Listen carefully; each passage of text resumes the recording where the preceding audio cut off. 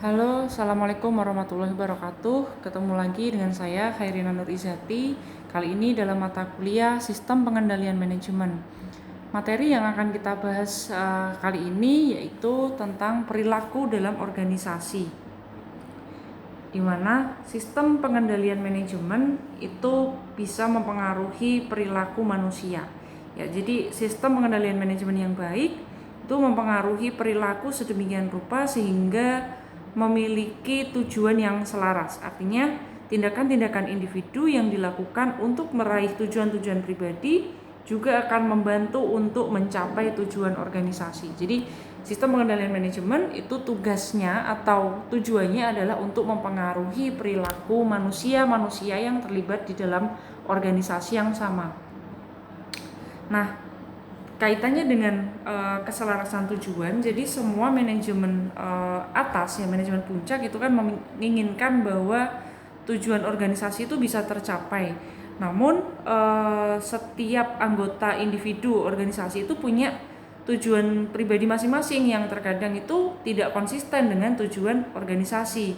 Nah, maka tujuan utama dari sistem pengendalian manajemen kan untuk memastikan bagaimana manajemen itu bisa memastikan adanya keselarasan tujuan atau goal congruence yang tinggi. Jadi dalam proses yang sejajar dengan tujuan, manusia yang diarahkan untuk mengambil tindakan yang sesuai dengan kepentingan pribadi mereka sendiri yang sekaligus juga merupakan kepentingan perusahaan. Oke. Nah, ada dua pertanyaan penting yang diajukan kaitannya dalam mengevaluasi praktik pengendalian manajemen. Yang pertama, tindakan apa yang memotivasi orang untuk bertindak demi kepentingan diri mereka sendiri, dan apakah tindakan-tindakan ini sesuai dengan kepentingan organisasi tersebut. Jadi ini dua pertanyaan yang penting. Jadi sistem pengendalian yang memadai setidaknya tidak akan mendorong individu untuk bertindak melawan kepentingan organisasi. Jadi setiap kepentingan pribadi itu sebisa mungkin untuk selaras dengan tujuan organisasi secara keseluruhan. Nah, faktor-faktor ada faktor-faktor informal ya yang mempengaruhi keselarasan tujuan. Jadi baik sistem formal maupun proses informal itu bisa mempengaruhi perilaku manusia dalam organisasi perusahaan. Nah, dengan konsekuensi bahwa kedua hal itu ya, sistem formal maupun informal akan berpengaruh pada tingkat pencapaian keselarasan tujuan.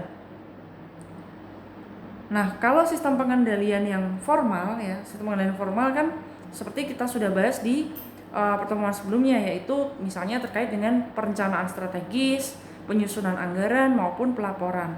Tapi selain itu, selain sistem pengendalian formal, para perancang sistem ini juga harus memperhatikan aspek-aspek yang bersifat informal ya, yang bersifat informal, artinya tidak ada garis yang tegas atau tidak ada aturan yang tertulis seperti itu.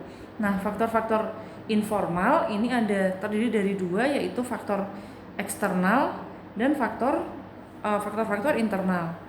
Faktor eksternal di sini adalah norma-norma mengenai perilaku yang diharapkan di masyarakat di mana organisasi tersebut menjadi bagiannya. Norma-norma ini mencakup apa saja, yaitu mencakup sikap ya yang secara umum bisa kita sebut sebagai etos kerja yang nantinya diwujudkan melalui loyalitas karyawan, misalnya loyalitas karyawan terhadap organisasi, keuletan, semangat, dan juga kebanggaan yang dimiliki oleh pegawai dalam menjalankan tugasnya. Sementara faktor internal terdiri yaitu yang pertama budaya. Budaya organisasi itu meliputi keyakinan bersama, nilai-nilai hidup yang dianut, norma-norma perilaku, serta asumsi yang secara implisit diterima dan secara eksplisit dicerminkan pada seluruh jajaran organisasi. Kemudian terkait dengan gaya manajemen. Nah, biasanya sikap-sikap bawahan itu mencerminkan apa yang mereka anggap sebagai sikap atasan mereka, dan sikap para atasan itu pada akhirnya pijak pada apa yang menjadi sikap dari CEO-nya gitu. Jadi bisa kita ringkas bahwa sebuah organisasi adalah menggambarkan bayangan dari sifat masing-masing orang yang ada di dalamnya, seperti itu. Nah, para manajer itu kan tentunya punya kualitas dan gaya manajerial yang macam-macam ya. Ada yang karismatik, ramah, ada yang santai, ada juga yang suka ngawasin, berkeliling ke masing-masing meja seperti itu, ada yang sibuk sendiri nulis laporan. Manajer itu kan sifatnya beda-beda. Nah, itu sangat mempengaruhi tercapainya keselarasan tujuan. Kemudian organisasi informal. Nah, organisasi informal ini berbeda atau di luar dari hubungan-hubungan formal yang ada dalam struktur organisasi perusahaan. Nah, biasanya kalau di dalam organisasi kan kita ada punya kenalan di luar divisi kita kayak gitu ya. Nah, ada informasi-informasi yang pada akhirnya bisa kita ceritakan di luar pertemuan-pertemuan formal yang pada akhirnya bisa membelokkan dalam tanda kutip atau merubah keputusan yang kita ambil karena adanya pertemuan atau organisasi informal di luar struktur organisasi yang sudah dibentuk itu. Kemudian persepsi dan komunikasi. Jadi persepsi yang dimiliki dari masing-masing karyawan itu juga harus diketahui walaupun secara tidak langsung ya oleh setiap manajer. Jadi pesan-pesan yang diserap dari berbagai sumber itu kan bisa jadi bertentangan satu sama lain atau bahkan punya interpretasi yang sangat beragam. Ada yang misalnya dalam penyusunan anggaran ada karyawan yang mikir bahwa manajer ini harusnya tuh meraih laba yang setinggi-tingginya, tapi di sisi lain manajer senior tidak sungguh-sungguh melakukan upaya penghematan dalam penggunaan anggaran seperti itu. Jadi persepsi inilah yang seringkali menimbulkan perbedaan dalam tujuan yang diyakini bersama dalam organisasi. Kemudian sistem pengendalian formal ya. Sistem pengendalian formal bisa diklasifikasikan ke dalam dua jenis, yaitu sistem pengendalian manajemen itu sendiri yang akan kita bahas dalam mata kuliah ini dan juga aturan-aturan ya.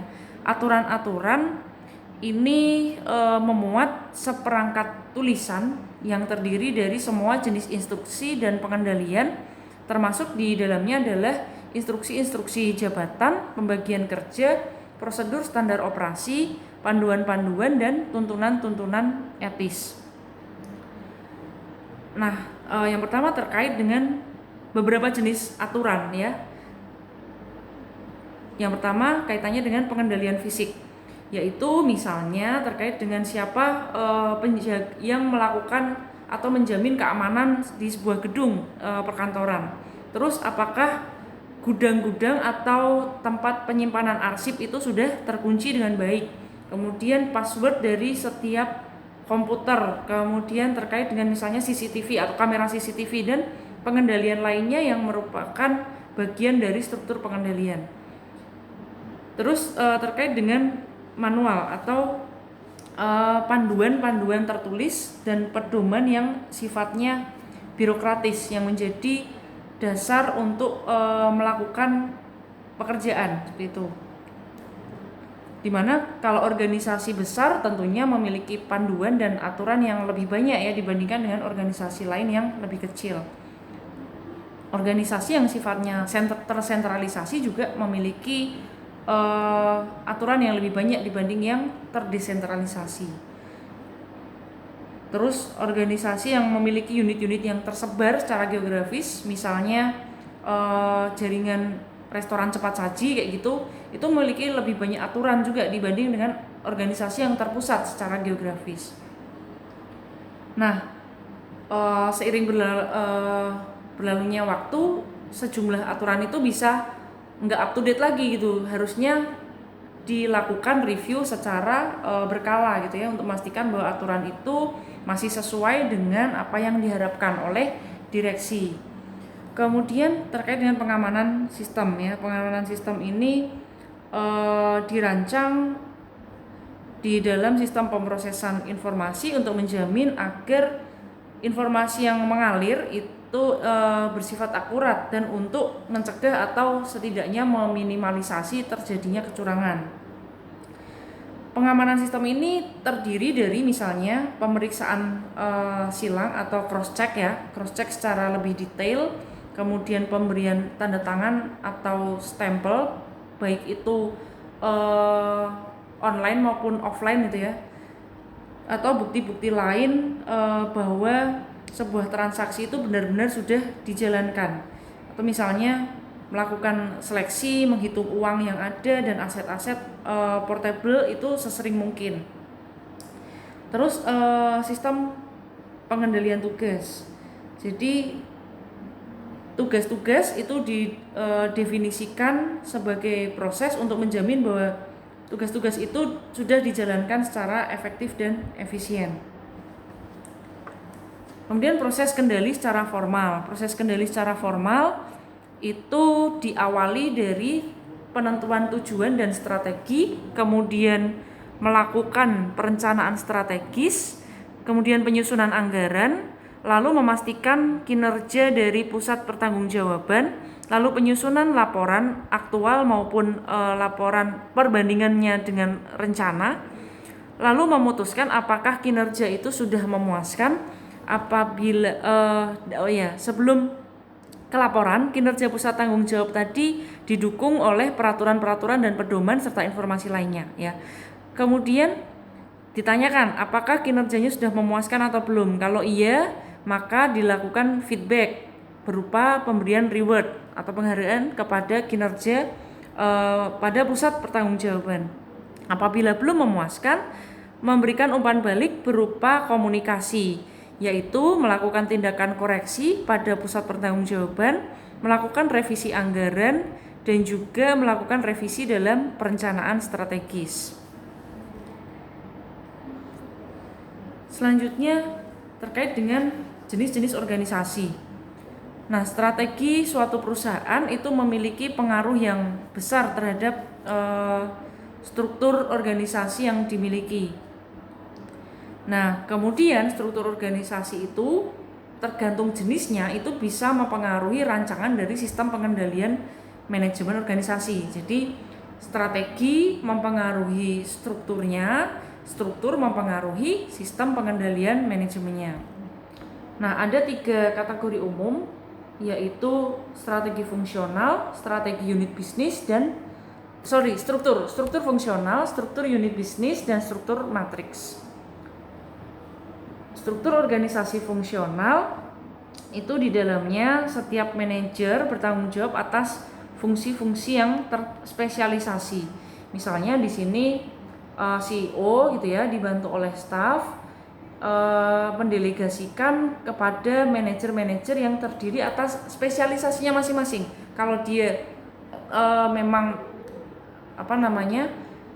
kapabilitas atau kemahirannya di bidang manufaktur atau produksi, maka dia diamanahi untuk menjadi manajer manufaktur. Sementara yang lebih kepada bidang keilmuan atau bidang keahliannya di bidang marketing, maka diserahi amanah untuk menjadi manajer pemasaran. Nah, manajer manufaktur atau manajer produksi dibantu oleh staf itu membawahi masing-masing, yaitu manajer pabrik. Ada misalnya ini ada 3 pabrik gitu ya, manajer pabrik 1, manajer pabrik 2, manajer pabrik 3. Kemudian manajer pemasaran itu membawahi manajer wilayah A, manajer wilayah B, dan manajer wilayah C. Kemudian struktur organisasi unit bisnis. Struktur organisasi unit bisnis ini di dalamnya para unit manajer unit ya atau manajer divisional itu bertanggung jawab atas aktivitas dari masing-masing unit, dan unit bisnis berfungsi sebagai bagian yang semi independen dari perusahaan. Jadi seperti divisi-divisi itu perusahaan mini gitu ya, perusahaan kecil. seperti itu. Jadi semi independen. Nah, di sini misalnya direktur membawahi manajer divisi X, manajer divisi Y, manajer divisi Z, seperti itu. Terus manajer divisi X membawahi manajer-manajer sesuai bidang keahliannya masing-masing. Misalnya untuk divisi X membawahi manajer teknik dan produksi, manajer pemasaran, manajer keuangan dan umum. Terus unit atau divisi Y sama membawahi manajer teknik produksi, pemasaran, keuangan umum dan seterusnya. Jadi dibagi-bagi per divisional atau unit bisnis. Sedangkan untuk struktur organisasi matriks ini struktur organisasi yang di dalamnya unit-unit fungsional memiliki tanggung jawab ganda, ya, memiliki tanggung jawab ganda, yaitu misalnya di sini direktur atau CEO ini membawahi manajer fungsional dan manajer proyek, gitu ya. Dimana manajer fungsional itu bisa bertanggung jawab untuk proyek yang seharusnya diawasi oleh manajer proyek. Jadi manajer fungsional ada fungsi A, fungsi B, fungsi C, di mana fungsi A itu bertanggung jawab atas proyek 1, proyek 2 dan juga proyek 3. Fungsi B juga bertanggung jawab atas proyek 1, proyek 2 dan proyek 3 dan seterusnya. Jadi lintas fungsi seperti itu, lintas proyek seperti itu. Jadi masing-masing manajer fungsi bertanggung jawab lintas proyek. Itu untuk matriks. Intinya matriks ini bisa dikatakan gabungan ya antara fungsional dan juga unit bisnis. Kemudian fungsi controller atau pengendali. Nah, siapa sih controller itu? Yaitu orang yang bertanggung jawab dalam merancang dan mengoperasikan sistem pengendalian manajemen. Kalau di banyak organisasi biasanya jabatan ini tuh CFO-nya atau Chief Financial Officer. Nah, controller itu biasanya menjalankan fungsi-fungsi sebagai berikut ya. Yang pertama, ini salah ya. Ini adalah fungsi controller, maaf. Yang pertama, fungsi controller itu merancang dan mengoperasikan informasi serta sistem pengendalian. Kemudian menyiapkan pernyataan dan laporan keuangan termasuk terkait perpajakan kepada para pemegang saham dan pihak-pihak eksternal lainnya. Kemudian menyiapkan dan menganalisis laporan kinerja, menginterpretasikan laporan ini untuk para manajer, menganalisis program dan proposal atau usulan-usulan anggaran dari berbagai segmen perusahaan, serta mengkonsolidasikannya ke dalam anggaran tahunan secara keseluruhan. Kemudian melakukan supervisi, audit atau pengawasan audit internal, dan mencatat prosedur-prosedur pengendalian untuk menjamin apakah informasi itu valid atau tidak, terus menetapkan pengamanan yang memadai terhadap potensi adanya pencurian atau kecurangan atau fraud gitu ya, serta menjalankan audit operasional. Kemudian melakukan pengembangan personil dalam organisasi pengendali dan juga berpartisipasi dalam pelatihan atau pendidikan personil manajemen dalam kaitannya dengan fungsi pengendali. Nah, biasanya kalau dulu gitu ya, kalau zaman dulu CFO ini biasanya bertanggung jawab untuk memproses informasi yang dibutuhkan oleh sistem pengendalian manajemen.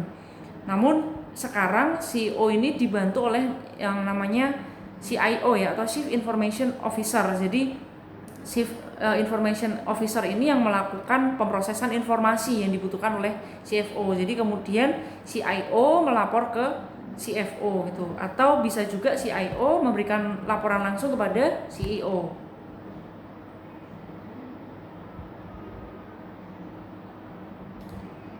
Kemudian kaitannya dengan jajaran organisasi ya. Nah, walaupun seorang controller itu bertanggung jawab untuk merancang maupun mengoperasikan sistem yang mengumpulkan dan melaporkan informasi, namun pemanfaatan informasi ini adalah tanggung jawab dari jajaran manajemen. Jadi seorang controller itu bertanggung jawab untuk mengembangkan dan menganalisis tolok ukurnya yang digunakan untuk melakukan pengendalian dan merekomendasikan tindakan-tindakan yang diperlukan ke pihak manajemen. Tapi yang melakukan atau mengambil keputusan itu pihak manajemen puncak, seperti itu. Nah, ada hubungan alternatif untuk posisi controller ini. Di garis putus-putus ya, untuk garis putus-putus itu controller controller unit bisnis memberikan laporan kepada manajer unit bisnis dan mereka dihubungkan dengan garis putus-putus ke controller korporat. Jadi manajer unit bisnis melapor ke controller unit bisnis memberikan laporan kepada manajer unit bisnis dan mereka dihubungkan dengan garis putus-putus ke controller korporat. Di sini manajer umum unit bisnis adalah atasan langsung dari si controller gitu ya. Dan dia memiliki kewenangan untuk mempekerjakan, melatih, memindahkan, memberikan kompensasi, mempromosikan atau bahkan memecat para controller di unit yang bersangkutan. Tapi keputusan ini jarang ya. Kalau controller korporat itu tidak turun tangan gitu ya. Jadi jarang manajer unit bisnis ini yang langsung mengambil keputusan seperti itu. Biasanya tetap mempertimbangkan masukan dari controller korporat. Sedangkan kalau garis penuh gitu ya, garis penuh controller korporat itu bertanggung jawab langsung kepada controller unit bisnis dan manajer unit bisnis yang dihubungkan dengan garis putus-putus gitu ya, dihubungkan dengan garis putus-putus sehingga manajer unit bisnis hanya sifatnya sebaliknya memberikan laporan seperti itu, tapi yang mengambil keputusan itu adalah controller korporat. Nah, oke, itu materi kita pada pertemuan kali ini terkait dengan perilaku dalam organisasi yang menjadi dampak dari sistem pengendalian manajemen. Apa saja yang dipengaruhi oleh sistem pengendalian manajemen.